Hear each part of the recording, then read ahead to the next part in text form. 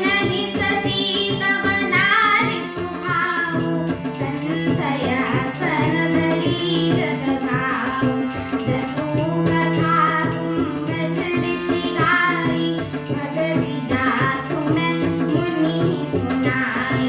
सोई मम इष्ट देव रघुबीरा, सेवक जानि सदा मुनि वीरा। रामचरितमानस मिलि गावा, तुलसीदास ये कथा सुनावा।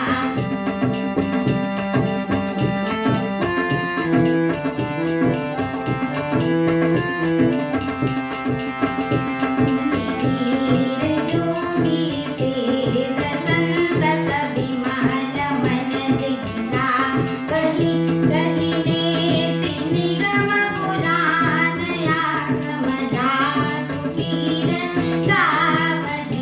सोई राम व्यापक ब्रह्म भुवन निकाय, प्रतिमा याधनि अवतरे अपने भगत हित निज तंत्र निज रघुकुलमणि।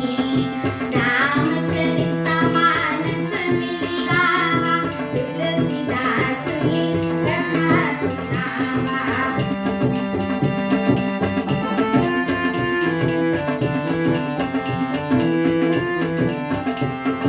लागन उर उपदेशु जदपि, कहिउ शिव बार बहु।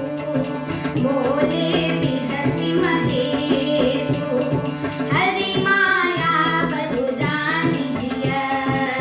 रामचरितमानस मिलि गावा, तुलसीदास ये कथा सुनावा। रामचरितमानस मिलि गावा, तुलसीदास ये कथा सुनावा। बोलिए श्याम रामचंद्र की जय। अर्थात श्री शिव जी ने उसी अवसर पर श्री राम जी को देखा और उनके हृदय में बहुत भारी आनंद उत्पन्न हुआ। उन शोभा के समुद्र श्री रामचंद्र जी को शिव जी ने नेत्र भर कर देखा, परंतु अवसर ठीक न जानकर परिचय नहीं किया। जगत के पवित्र करने वाले सच्चिदानंद की जय हो, इस प्रकार कहकर कामदेव का नाश करने वाले श्री शिव जी चल पड़े।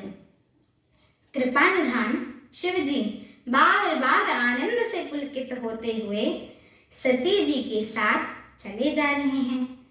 सती जी ने शंकर जी की वह दशा देखी तो उनके मन में बड़ा संदेह उत्पन्न हो गया। वे मन ही मन कहने लगे कि शंकर जी को तो सारा जगत वंदन करता है, वे जगत के ईश्वर हैं, देवता मनुष्य मुनि सब उन पर प्रीति कर सिर नवाते हैं। उन्होंने एक राजपुत्र को सच्चिदानंद परधाम कहकर प्रणाम किया और उनकी शोभा देखकर वे इतने प्रेम मग्न हो गए कि अब तक उनके हृदय में प्रीति रोकने से भी नहीं रुकती। जो ब्रह्म सर्वव्यापक, माया रहित, अजन्मा, अगोचर, इच्छा रहित और भेद रहित है और जिसे वेद भी नहीं जानते, क्या वह देह धारण करके मनुष्य हो सकता है? देवताओं के हित के लिए मनुष्य शरीर धारण करने वाले जो विष्णु भगवान हैं, वे भी शिव जी की ही भांति सर्वज्ञ हैं। वे ज्ञान के भंडार, लक्ष्मीपति एवं असुरों के शत्रु भगवान विष्णु क्या अज्ञानी की तरह स्त्री को खोजेंगे?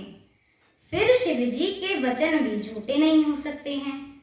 सब कोई जानता है कि शिव जी सर्वज्ञ हैं। सती के मन में इस प्रकार का अपार संदेह हो उठा। किसी तरह भी उनके हृदय में ज्ञान का प्रादुर्भाव नहीं होता था।